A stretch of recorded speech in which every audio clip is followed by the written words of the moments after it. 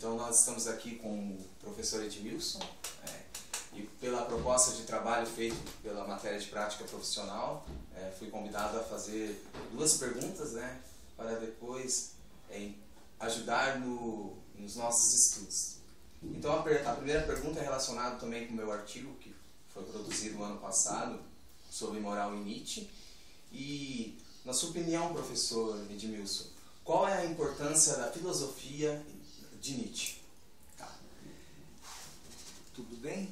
Eu tenho a impressão que a gente pode responder essa pergunta de várias formas diferentes. Eu acho que você falar da importância de um filósofo em geral, você poderia começar talvez considerando o seguinte: qual a importância da filosofia em geral, qual a importância de você ter determinadas formas de pensamento em filosofia e talvez aí chegar na importância da filosofia de Nietzsche. Provavelmente a gente precisaria de algumas horas, como disse a Dorothy, que está ali atrás da câmera fumando, para poder dar conta desse tipo de pergunta. Eu vou tentar ser bem sintético e objetivo. Na minha opinião, a filosofia ela estabelece um modo de pensamento. Ela tem um produto, que esse produto se coloca ao lado de outros produtos. Por exemplo, você tem a sociologia, tem um modo de leitura da realidade. A psicologia tem um modo de ver o homem. A ciência em geral, as ciências humanas, as ciências chamadas ciências duras, tem um modo de ver o mundo. E a filosofia tem um modo próprio de ver o mundo.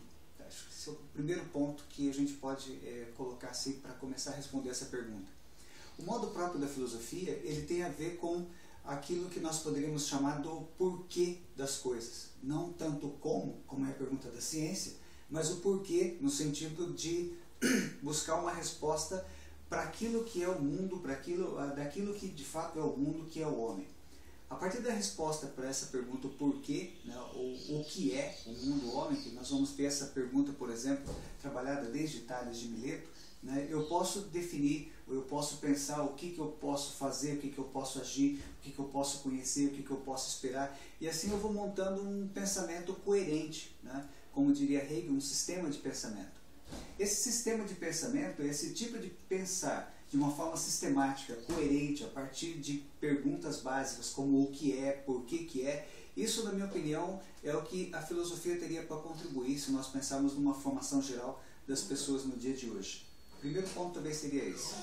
Esse modo de pensar ele vai ter várias manifestações, vamos dizer assim, várias representações, várias figuras que durante a história, de uma forma ou de outra, montaram um pensamento mais ou menos nesse formato. A gente pode citar como exemplo o Platão, Aristóteles, o próprio Kant, Schopenhauer, e aí entraria a figura de Nietzsche.